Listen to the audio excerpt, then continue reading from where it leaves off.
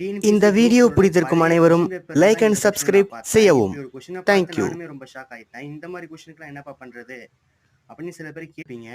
அதுக்காக தான் நான் இந்த வீடியோ போடுறேன் மஸ்டா. அதாவது இந்த ஏபி அப்படிங்கிற ரெண்டு நம்பர் ரேஷியோவில் இருக்குது. ரேஷியோவில் நம்ம என்ன பண்ணுவோம், ஃபஸ்ட்டு டிவைடில் எழுதிப்போம். அப்போ A divide by B equal to M divide by N. அப்போ இந்த இடத்துக்கு காமன் ஃபேக்டர்ஸ் எதுவும் இருக்கலாம். ஃபார் எக்ஸாம்பிள் எக்ஸ்ன்னு வச்சுக்கலாம். ஓகே, நான் இந்த ரெண்டுத்துக்கும் கேன்சல் பண்ணால் கூட அப்படி தான் வரப்போகுது ரேஷியோவில். அடுத்து என்ன கேட்டிருக்காங்க, எல்சிஎம் என்னன்னு கேட்டிருக்காங்க. அப்போ நம்ம எல்சிஎம்னா என்ன பண்ணுவோம், இப்போது இந்த ரெண்டு நம்பர்ஸை மறந்துடுங்க. எம்எக்ஸ் என்எக்ஸ் அப்படி வச்சுங்க. ஓ, இது எப்போன்னு வருதா, என். இப்போ இதுக்கு காமன் ஃபேக்டர் எக்ஸு. அந்த எக்ஸை போட்டால் இங்கே எம் இங்கே என். இது ரெண்டுத்துக்கும் காமன் ஃபேக்டர்ஸ் கிடையாது. அதனால் எம் என் எக்ஸு. அப்போது என்எக்ஸோட வேல்யூ என்னது, பி. ஒன்று எம்பி அப்படின்னு ஆன்சர் வரலாம்.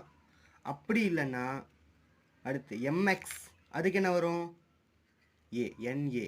இந்த ரெண்டுத்தில் ஏதாவது ஒன்று ஆன்சராக இருக்கணும். எம்பி இருக்கா, இருக்குது, எம்பிஏ நமக்கு வந்துருச்சு. அதே நேரத்தில் நமக்கு என்ஏ இருக்காங்கன்னு நம்ம செக் பண்ணிக்கணும். என்ஏ இருக்கா, இல்லை.